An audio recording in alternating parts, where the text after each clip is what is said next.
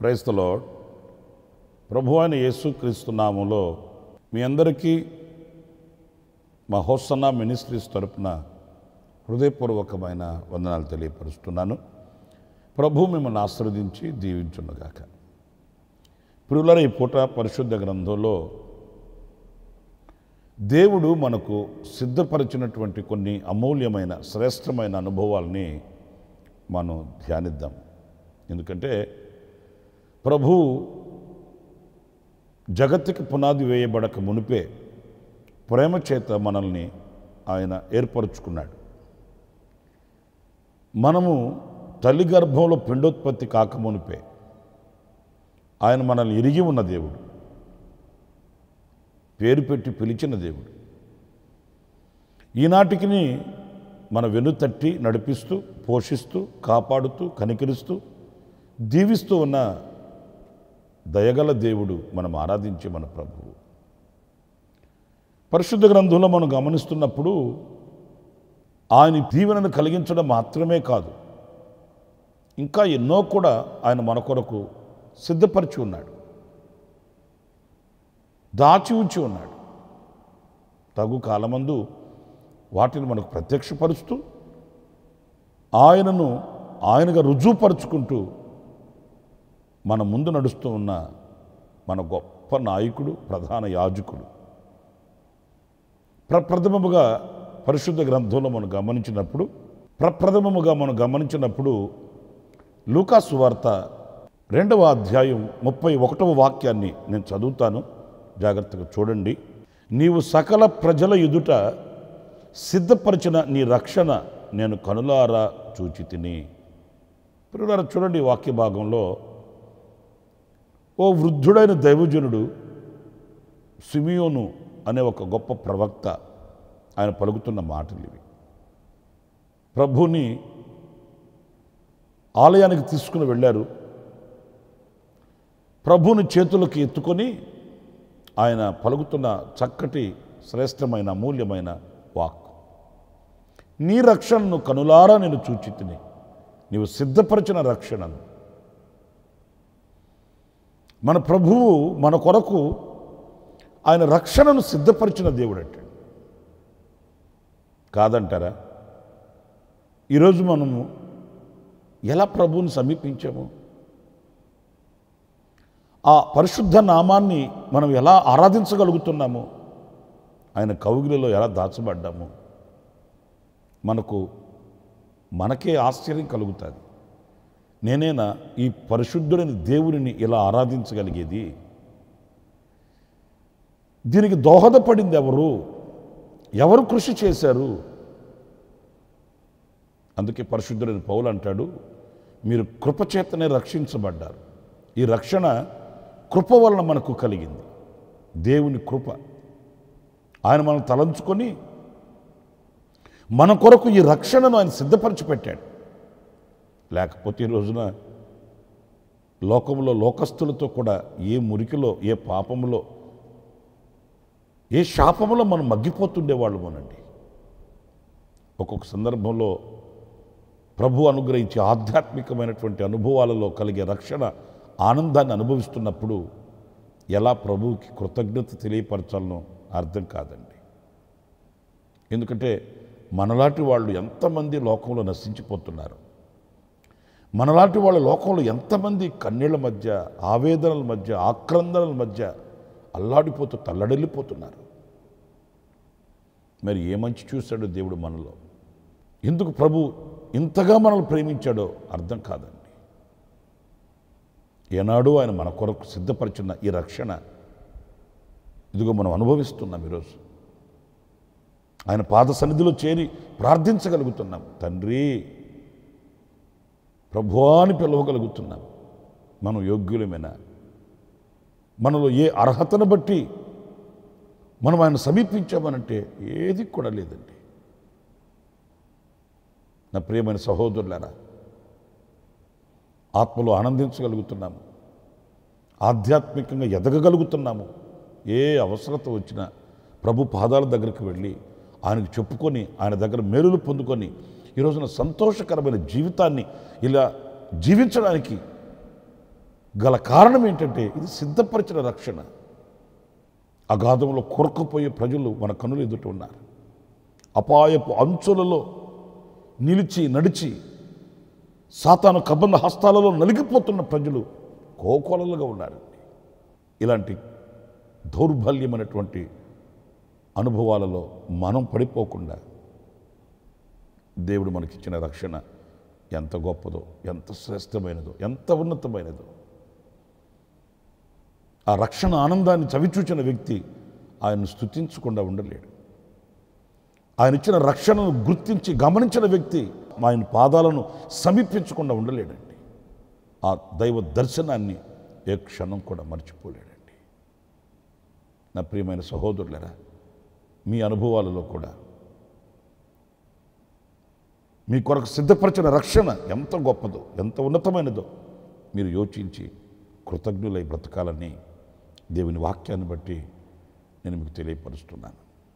మరొక్క మాట, పరిశుద్ధ గ్రంథంలో మత్తయి సువార్త 25వ అధ్యాయం 34వ వాక్యాన్ని నేను చదువుతానండి. అప్పుడు రాజు తన కుడివైపున ఉన్న వారిని చూచి, నా తండ్రి చేత ఆశీర్వదించబడిన వారులారా, రండి, లోకము పుట్టినది మొదలుకొని మీ కొరకు సిద్ధపరిచిన రాజ్యమును స్వతంత్రించుకొనుడి. చూడండి, ఈ వాక్య భాగంలో లోకము పుట్టినది మొదలుకొని మీ కొరకు సిద్ధపరిచిన రాజ్యము ఎంత భాగ్యమో. మనకు జన్మనిచ్చిన తల్లిదండ్రులు ఉన్నారు. వాళ్ళు శ్రమించి కష్టపడి రెక్కలు ముక్కలు చేసి ఈ లోకంలో ఏదో కొంత ఆస్తి, కొంత ధనము, ఇంత బలము. మరి ఈనాడు కొత్తగా టెక్నాలజీ పెరిగింది కదా, వాళ్ళ మూలాన ఆస్తులు, అంతస్తులు, భోగము, భాగ్యం మాత్రమే కాకుండా రోగం కూడా కొంచెం అంత అట్టిపెట్టే వెళుతున్నారు. డాక్టర్ గారి దగ్గరికి వెళితే ఆయన అడిగే మొదటి ప్రశ్న ఏంటంటే, మీ తల్లిదండ్రులకు ఏమైనా షుగర్, బీపీ లాంటివి ఏమైనా ఉన్నాయా అండి అని అడుగుతున్నాడు. అంటే వాళ్ళు ఏమైనా ఆస్తిగా ఇచ్చేసి వెళ్ళారండి అని అడిగినట్టే. ధనము, బలము, ఆస్తి, అంతస్తులు మాత్రమే కాకుండా ఈ మధ్య అవి కూడా కాస్త అట్టిపెట్టి మూటగట్టి నెత్తి మీద పెట్టి వెళుతున్నారు. కానీ అలాంటివి కాదు మన ప్రభు మన కొరకు సిద్ధపరిచింది. ఎంత శ్రేష్టమైనదంటే ఆయన మన కొరకు రాజ్యమును సిద్ధపరిచి ఉన్నాడు. రాజ్యము, ఆ రాజ్యంలో ఆయనతో జీవించడం అనేది అది మన భాగ్యంగా మనం ఎంచుకోవాలి. ఈ లోకంలో ఒక నీడ మనకుంటే ఎంత ఘనతో, ఈ లోకంలో ఒక చిన్న ఇల్లు ఒకటి సుందరంగా అమర్చుకుంటే మనం ఎంత గర్విస్తామో, ఎంత సంతోషిస్తామో, ఉల్లసిస్తామో, ఉత్సహిస్తామో. అది ఒక రాజ్యంలో, దైవరాజ్యంలో, అంటే దేవుడు మన కొరకు సిద్ధపరిచిన ఆ రాజ్యంలో మన బ్రతుకుని ఊహించుకుంటే, పరిశుద్ధుడు పౌలు చెప్పాడు కదా, మంచి పోరాటం పోరాడి తిని నా విశ్వాసాన్ని కాపాడుకున్నాను, నా కొరకు నీతి కిరీటం దాచబడి ఉంది. ఆ రోజున నేను ఆయన దగ్గర ఆ నీతి కిరీటాన్ని పొందుకున్నప్పుడు నా ఆనందానికి అవధులు ఉండవు అన్నట్లు పరిశుద్ధుడైన పౌలు చెప్పాడు. మన ఆత్మీయ తండ్రి దైవజన్ లేసన్ గారు కూడా ఆయన నోరార పాడేవాడు. ఇహలోక బంధాలు మరచి నీ ఎదుట నేను నిలిచి నీవిచ్చే బహుమతులు నేను పొందుకున్నప్పుడు ఏం చెప్పగలను, ఏమైపోతానో, నేను తన్మయమైపోతాను, నేను ఒక చోట నిలబడలేను, ఏమైపోతానో. ఆ ఊహకు అందని ఆనందాన్ని వ్యక్తపరిచి ఆయన పాడుకునేవాడు. నిజమే, దేవుడి రాజ్యంలో మనం ఆయనతో జీవించడం అనేది, ఆదాము పోగొట్టుకున్న ఆ మహిమను, ఆ స్థానాన్ని మరలా మనం చేరుకోవడం అనేది, ఇది దేవుడు మనకు అనుగ్రహించిన గొప్ప భాగ్యం అండి. నా ప్రియమైన సహోదరులారా, ఆయన మనకు ఏనాడో మన కొరకై ఆయన సిద్ధపరిచిన ఆయన రాజ్యం నిషిద్ధమైనది, అసహ్యమైనది అక్కడ ఉండదట. స్వార్థ ప్రియులు లేని శాశ్వత రాజ్యమట. రాత్రింబవళ్ళు లేని దేదీప్యమానమైన పట్టణమట. సౌభాగ్యమైన సౌందర్యము కలిగిన సియోను నగరమట. ఎంత గొప్ప శ్రేష్టమైన జీవితమో! యుగాయుగములు మరణమే లేని ఆ శాశ్వత రాజ్యములో జీవాధిపతి అయిన ప్రభుతో మనం జీవించబోతున్నాము. దేవుని పరిశుద్ధ నామానికి మహిమ కలుగునుగాక. అది దేవుడు మన కొరకు సిద్ధపరిచిన రాజ్యం. మరొక మాట, కీర్తనల గ్రంథం 23:5 చరణంలో మనం గమనించినప్పుడు ఒక చక్కని అనుభవం కల్పిస్తుంది. నా శత్రువుల ఎదుట నీవు నాకు భోజనము సిద్ధపరచుదువు, నూనెతో నా తల అంటియున్నావు, నా గిన్నె నిండి పొర్లుచున్నది. పిల్లలు చూడండి వాక్య భాగంలో, నా శత్రువుల ఎదుట నాకు భోజనం సిద్ధపరిచి ఉన్నావు. కీర్తనకారుని హృదయంలో ఉన్న కృతజ్ఞతాపూర్వకమైన ఓ కీర్తన. ఈ మాటని మనం పలుసార్లు ధ్యానించుకుంటుంటాము, చాలాసార్లు ఈ మాట తలపోసుకుంటుంటాము. కానీ శ్రేష్టమైన భావన ఏంటంటే, శత్రువుల ఎదుట భోజనం సిద్ధపరచడం అంటే ఏంటి అంటే, నా శత్రువులు నన్ను చూస్తూ ఉండగా ఎక్కడ నేను కొదువ కలిగిన వాడనే ఉండకుండా నీవు నన్ను పోషించుచున్నావయ్యా అని కదా. ఇప్పుడు మనం పోషింపబడలేక ఆకలి చావులు చస్తుంటే శత్రువు ఎలా ఉంటాడు? పండగ చేసుకుంటాడు. ఏమయ్యాడురా నీ దేవుడు అని నిందిస్తాడు. ఇదేనంటరా నీ దేవుడు చేసిన గొప్ప కార్యం అని మనల్ని గూర్చి చిన్నచూపు చూస్తాడు. అలా కాకుండా నా శత్రువుల ఎదుట నీవు నాకు భోజనం సిద్ధపరిచావు అంటే అర్థం ఏంటంటే, నా శత్రువు నన్ను చూసి అతిశయించకుండానట్లు నన్ను పోషించుచున్న పోషకుడవు, కాపరివి నీవు కదా నాయనా. నా ప్రియమైన సహోదరులారా, మన శక్తితో మన బలముతో కాదు మనం పోషించబడేది. చాలా కొంతమంది భ్రమపడుతుంటారండి. నా శక్తి యుక్తులు వడ్డీ నేను సంపాదిస్తున్నాను, నా జ్ఞానం నాకు ఘనతనిచ్చు. తప్పు. మన జ్ఞానమే పాటిది, మన బలమే పాటిది, మన శక్తే పాటిది. ఈ రోజున శుభ్రంగా మనం భోజనం చేసి కంటి నిండా నిద్రపోగలుగుతున్నాము, సమాజంలో ఒక విలువ కలిగిన వ్యక్తిగా మనం బ్రతుకుతున్నామనంటే ఆ పోషకుడు ఆయన. వివేకంతో ప్రవర్తించేటట్లు కృప చూపిస్తున్నాడు. కష్టపడి సంపాదించుకునే ఆరోగ్యాన్ని ఇస్తున్నాడు, బలాన్ని ఇస్తున్నాడు. మనం చేసే ప్రతి కార్యాన్ని సఫలం చేస్తున్నాడు. ఈ ఘనత అంతా ఆయనది కాదా? ఆయనకి చెందవలసిన ఆ ఘనతని మనం ఎందుకు దొంగిలిస్తున్నాము? ఆయనకి చెందవలసిన ఆ క్రెడిట్ మనం ఎందుకు తీసుకుంటున్నాము? నేను చాలా చదవరిని, నేను చాలా టాలెంటెడ్ పర్సన్ని, నా సామర్థ్యతను బట్టి నేను రాణించగలుగుతున్నాను. చాలా చాలా చాలా తప్పండి. అంత సామర్థ్యత కలిగిన దావీదే, నాయనా నీవు నాకు ఈ భోజనమును సిద్ధపరిచింది, నీవు నాకు పోషకుడవు, నీ చేత నేను పోషింపబడుతున్నాను. చూడండి ఎంత నిగూఢంగా ప్రభుని ఆరాధన చేస్తున్నాడు. నా శత్రువుల ఎదుట నీవు నాకు భోజనం సిద్ధపరిచావయ్యా.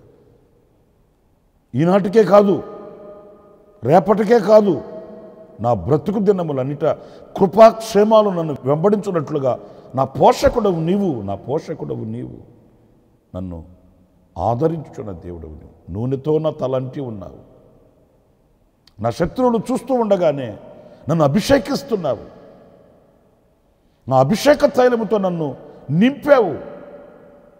ఇది నువ్వు సిద్ధపరిచింది కాదా? అవును. ఈరోజు మనల్ని మనం చూసుకొని ఎప్పుడు సిద్ధపరిచాడు ప్రభు మన కొరకు అంటే, ఆయన ఆకాశ పక్షులను పోషించుచున్నవాడు కనుక ఏనాడు ఆకలి చావులు చావకుండా, కరువులోనైనా మన ప్రాణములు సొంబసల్లిపోకుండా ఆయన భోజనం సిద్ధపరిచి, అంటే మనకు పోషకుడుగా నిలిచి ఆయన మనకు సమస్తం సిద్ధపరిచి అనుగ్రహిస్తున్నాడు. ఈరోజు మనం అనుభవించినవన్నీ ఈరోజు కాదు, ఎప్పుడో మన ప్రభు మన కొరకు వాటిని సిద్ధపరిచి అనుగ్రహించి ఉన్నాడు. ఈరోజు మనం పొందిన కృప ఈరోజుది కాదు, ఎప్పుడో మన ప్రభు మన కొరకు ఆయన అట్టిపెట్టి సిద్ధపరిచి పెట్టాడు. గనుక ఆయన సిద్ధపరిచిన ఆ భోజనం లేక ఆయన మనకు పోషకుడుగా ఉండి నడిపిస్తున్న విధానం ఎంతో శ్రేష్టమైంది. మనం ఆయనకి కృతజ్ఞులమై స్తుతి చెల్లించాలి. ఆఖరిగా మరొక్క మాట కూడా నేను మీకు జ్ఞాపకం చేస్తాను. ప్రకటన గ్రంథం 22వ అధ్యాయం 12వ వాక్యాన్ని నేను చదువుతున్నానండి. ఇదిగో త్వరగా వచ్చుచున్నాను, వాని వాని క్రియ చొప్పున ప్రతి వానికి ఇచ్చుటకు నేను సిద్ధపరిచిన జీతము నా యొద్ద ఉన్నది. ప్రియులారా, చూడండి ఈ వాక్య భాగంలో నేను సిద్ధపరిచిన జీతము, ఆయన మన కొరకు జీతమును సిద్ధపరిచి ఉన్నాడంట. నిజమే. ఈరోజు మనం చేస్తున్న భక్తి, ఈ భక్తి మార్గంలో మనం పడుతున్న ఇబ్బంది, మనం ఎదుర్కొనే ప్రతి పోరాటం, ఇవి ఏవి వ్యర్థమైవేవి కావండి. ప్రతిదానికి ఆయన దగ్గర జీతం ఉంది, ప్రతిఫలం ఉంది. ఆయన ఇస్తాడు మనకు ఆ ప్రతిఫలాన్ని. నేను త్వరగా వచ్చుచున్నాను, నేను మీ కొరకు సిద్ధపరిచిన ఆ జీతాన్ని నేను ఇస్తాను, అంటే ఆ ప్రతిఫలాన్ని నేను ఇస్తాను. ప్రియులారా, ప్రభు కొరకు మీరు ఏమి చేసి ఉన్నప్పటికీ కూడా, ప్రభు కొరకు మీరు ప్రయాసపడినారా? ప్రభు కొరకై నిందలు అనుభవిస్తున్నారా? ప్రభు కొరకై అవమానాలు పొందుతున్నారా? మీరు ఏది అనుభవిస్తున్నప్పటికీ కూడా వ్యర్థం కాదు అని మీరు గ్రహించాలి. నేను ఎందుకు పడాలి, నేనెందుకు కష్టపడాలి, నేనెందుకు కన్నీరు కార్చాలి, నేనెందుకు వాళ్ళ దగ్గర తల వంచాలి అని మనం ఎప్పుడు అనుకోకూడదు. మన ప్రభు కొరకై మనం దేనిని చేయుటకైనా సిద్ధపడాలి. ఎందుకంటే దాని కొరకు మనకు జీతం ఉంది కదా, దాని కొరకు మనకు ప్రతిఫలం ఉంది కదా. మోషే పెద్దవాడైనప్పుడు ప్రతిఫలముగా కలగబో బహుమానం మీద దృష్టి నిలిపి, చూసారండి, ప్రతిఫలముగా కలగబోవు బహుమానం మీద దృష్టి నిలిపి అల్పకాలం ఈ పాపభోగం అనుభవించుట కంటే దేవుని ప్రజలతో శ్రమ అనుభవించడం మేలనుకున్నాడట. మనం ఎప్పుడు చదువుతున్న వాక్యమే, కొంచెం ధ్యానించి చూడండి. శ్రమ అనుభవిస్తే కదా నాకు ప్రతిఫలం వస్తుంది, శ్రమ అనుభవిస్తే కదా నాకు జీతం వస్తుంది. ఈ సుఖభోగాల్లో నేను బ్రతికి ఏ శ్రమ నేను పడకపోతే, ఏ నింద నా మీద రాకపోతే, లేకపోతే ఏ ఇబ్బంది వచ్చినా నేను ఆ ఇబ్బందిలో వైదొలిగిపోతే నాకేం ప్రతిఫలం వస్తుంది? ఏరి కోరి ఆ మార్గంలో వెళ్ళాడు, ఆ మార్గాన్ని ఎంపిక చేసుకుని సాగిపోయాడు మోషే. ఈరోజున మనం కూడా నాకు ఒక జీతం ఆయన సిద్ధపరిచి ఉన్నాడు, ఆ జీతాన్ని నేను పొందుకోవాలి, ఆ జీతాన్ని నేను తీసుకోవాలన్న ఆ కుతూహలం, ఆ ఆశ మన హృదయంలో ఉండాలి. ఆయన ఇచ్చే జీతం ఘనమైనది, ఆయన ఇచ్చే ప్రతిఫలం శ్రేష్టమైనది. వాని వాని క్రియలకు తగిన ప్రతిఫలాన్ని ఆయన ఇస్తాడన్నప్పుడు మన ప్రభు కొరకు చేసిన ఏ ఉన్నతమైన కార్యమైన వ్యర్థం కాదు, ప్రతిఫలం తెస్తుంది.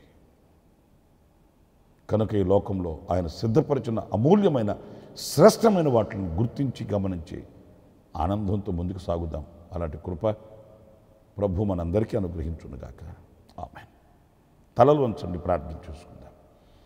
కృపా సత్య సంపూర్ణుడా, జీవాధిపతి ప్రభువా, మీకు వందనాలు చెల్లిస్తున్నాను.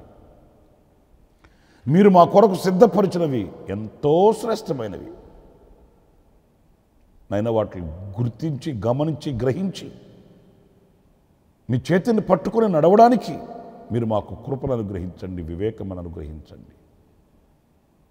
ప్రభువా, మీరు మాకు రక్షణను సిద్ధపరిచిన దేవుడవు నాయన, రాజ్యమును సిద్ధపరిచిన దేవుడవు నాయన, భోజనమును సిద్ధపరిచిన దేవుడవు స్వామి, మాకు జీతమును సిద్ధపరిచిన దేవుడవు. మేము చేసేది ప్రతిదీ మీ యొద్ద ప్రతిఫలమును పొందుకొనుటకు, ఆనాడు మీరిచ్చే ఆ ప్రతిఫలాన్ని పొందుకొని మీతో కూడా యుగాయుగములు రాజ్యములో జీవించే ఒక గొప్ప జీవితాన్ని, ఒక గొప్ప ఆశీర్వాదాన్ని మీరు మాకు అనుగ్రహించారు. అందుకు శిరస్సు ఉంచి నమస్కరిస్తూ మేము కుడికైనను ఎడమకైనను తొలగక మీ చేతిని పట్టుకుని ఓర్పుతో, నేర్పుతో, సహనముతో, సంతోషంతో, సమృద్ధితో మేము సాగిపోటకు కృప చూపించమని మమ్మల్ని ఒక్కొక్కరిని మీ చేతులు సమర్పించుకుంటూ యేసు నామములో ప్రార్థించి వేడుకొనుచున్నాను తండ్రి. ఆమేన్, ఆమేన్. ప్రభు మిమ్మల్ని ఆశీర్వదించి దీవించునుగాక. ఈ దినమంతా విశేషమైన కృప నా దేవుడు మీకు సమృద్ధిగా అనుగ్రహించుగాక. ఆమేన్. ప్రతి దినము ఈ అనుదిన కృపాను సందేశాల కొరకు, ఇంకా మరిన్ని ఆత్మ సంబంధమైన సందేశాల కొరకు ఈ మా యూట్యూబ్ ఛానల్ ని సబ్స్క్రైబ్ చేసుకోండి. Pastor Ramesh, ministries.